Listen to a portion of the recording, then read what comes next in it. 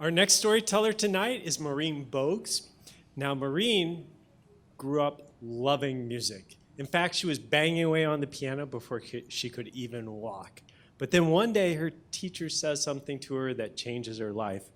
Please welcome Maureen Bogues to the stage with her story, Playing My Own Tune.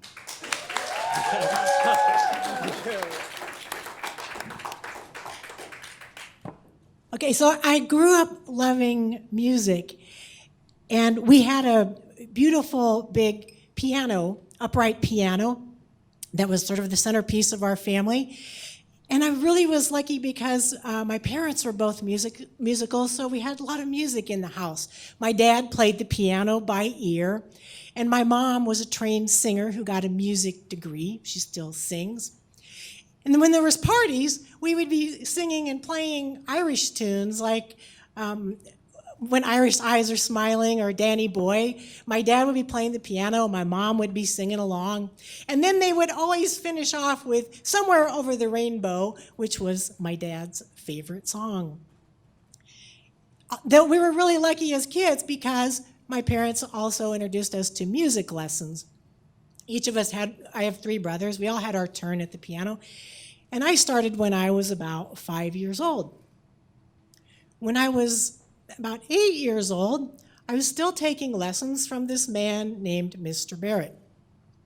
And one day after my lesson, he pulls my mom aside and says, you know, she doesn't really have musical talent, and tells her that he's not going to teach me anymore. Well, I was devastated because I loved the piano, and I didn't know what I was going to do. I was really upset, and I'm 8 years old. So when we go home and we tell my dad what has happened, he can see how upset I am. And he tells me to follow him to the front porch of our house. I'm like, well, okay, all right. And my dad was from Ireland, I should tell you that. And because he has an accent. And my dad, we go to the front porch, and he says to me, now where's Mr. Barrett's house? And I said, well, we can't go over there. He doesn't like me. So I don't care, no, I'm not going over to his house. I just want to know where his house is. Can you point to his house? And I said, well, it's over there. Okay. Now, can you got to pretend a little bit here, but can you envision I want you to, think about Mr. Barrett and his house, because we're going to tell him something, okay? Can you think about Mr. Barrett and his house? Okay, Dad. Okay. So I want you to stand over there, okay, and look and pretend you're talking to Mr. Barrett, and I want you to say 2 words. Okay.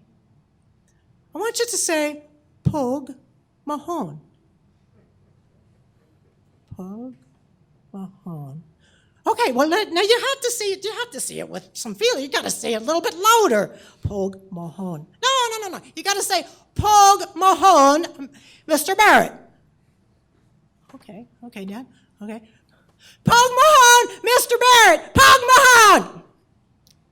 Very good, love. Do you know what Pogue Mahone means? No, Dad. It means kiss my arse in Gaelic. Gaelic is the language of the Irish. He let me know. I told him to kiss my, it's an expression. It means don't listen to him, all right?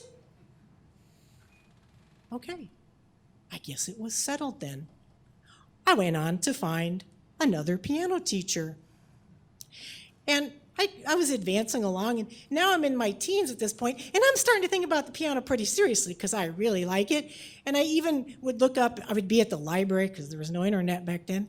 I'd be at the library and I'm looking up music schools like Juilliard, and I'm thinking, gosh, it would be fun to be a professional musician and a professional pianist. And along that vein, about when I was 16, I started studying with this teacher, Mrs. Will, who was one of the best teachers in Omaha, at least I was told. She had a waiting list, that's all I knew. And so that meant something to me. So I got on the waiting list, and finally I get to study with her. And I go over for the first lesson, and I want to impress her. I was taking lessons from another teacher the prior year, but she moved away. And so I sit down at the piano with this music for Chopin's Polonaise in A-flat major. Any piano fans out there? Well, it's this big, massive, romantic, difficult but beautiful piece. And I sit down and I play it for Mrs. Will, and I'm hoping she's impressed. And I finish, and it's a little bit quiet. And she takes the music off the piano, and she says, "This is for another time after you've played everything else by Chopin." Whoa, guess I wasn't as advanced as I had thought. And she turned the page, and she set up a Chopin waltz, and that's what I started to learn. Simpler, shorter, but not really easy, because Chopin is never easy. And being a teenager, I would show up sometimes. I know no one can relate to this, but I wouldn't have practiced. And I'm trying to fumble my way through the lesson, and I think you probably can figure out that Mrs. Will is not really somebody who's going to miss that, right? And so I'm kind of doing that, and she just says quietly to me, she says, "Well, you know, if you don't practice, you're wasting my time and yours."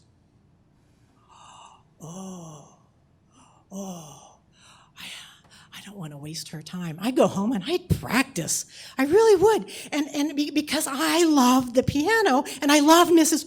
Oh, I realized I had a crush on my piano teacher.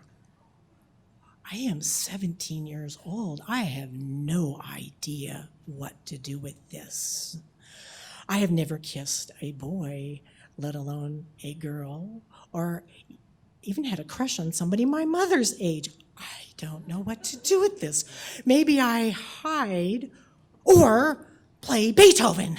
That's what I'll do, because at this point I am now learning the Pathetique Sonata, and it's this kind of massive, heavy-duty, and it's really intense and stormy, and I just think if I could just channel all my feelings into this music, then maybe I won't have to deal with them.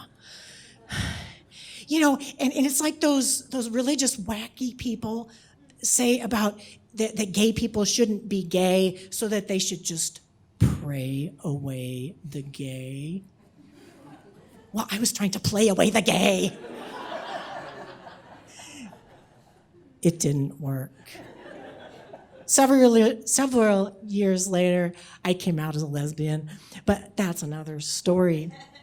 As for the piano, I continued to take lessons up until my early 20s, but I never became a concert pianist. What I did become, though, was a music lover. I'm obsessed with classical music. I think it's my biggest hobby.